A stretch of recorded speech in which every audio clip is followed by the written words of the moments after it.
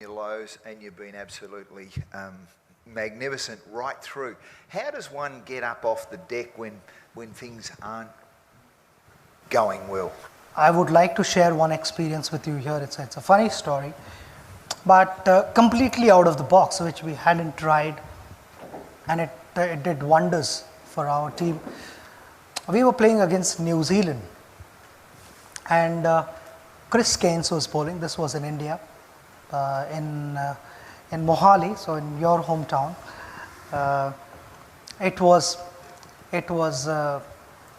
The ball was reverse swinging, and Cris was virtually beating us 2-3 times an over. I was batting with Rahul, Dravid, so the main batters were batting. We'd like to believe that we were the main batters.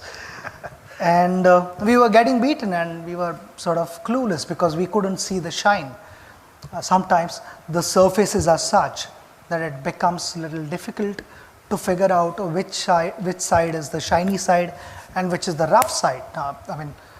I expect all you guys to know what reverse swing is. Reverse swing is wherever the shiny side is, the ball starts to go in that direction. Even if the bowler wants the ball to go in the opposite direction, it will not go because of the imbalance and the surface of the ball. So Cris had started doing that, and I met with Rahul in the middle of the wicket, in the middle of the over. I said, I've got an idea. And he said, do you want to share it now or after the over? I said, I'll share with you after the over, but it can work. So Rahul said, okay, tell me now, what is your idea?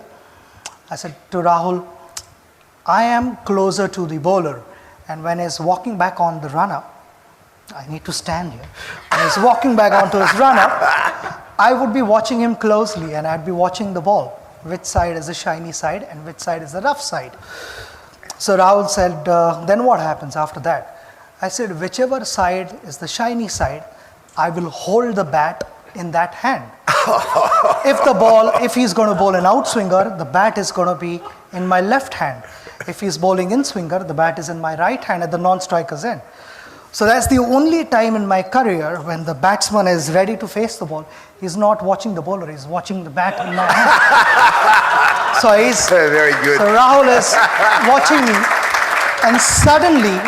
and suddenly you see a couple of cover drives being hit for boundaries, and on drives passing piercing mid-wicket and mid-on, and Cris is like wondering, these guys were getting beaten a couple of times every over, and suddenly I'm giving away a couple of boundaries. There's definitely something wrong. So all the fielders were watching me because I was, watching Cris and not Rahul. And normally no batsman stands facing the bowler. He would be like facing the other batter.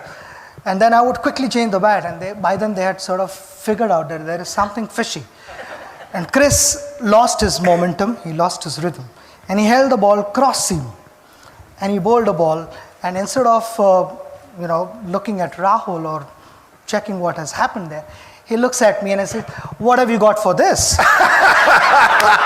Cris didn't realize that I had also warned Rahul that if I don't know what is coming, I'm going to hold the bat in the middle.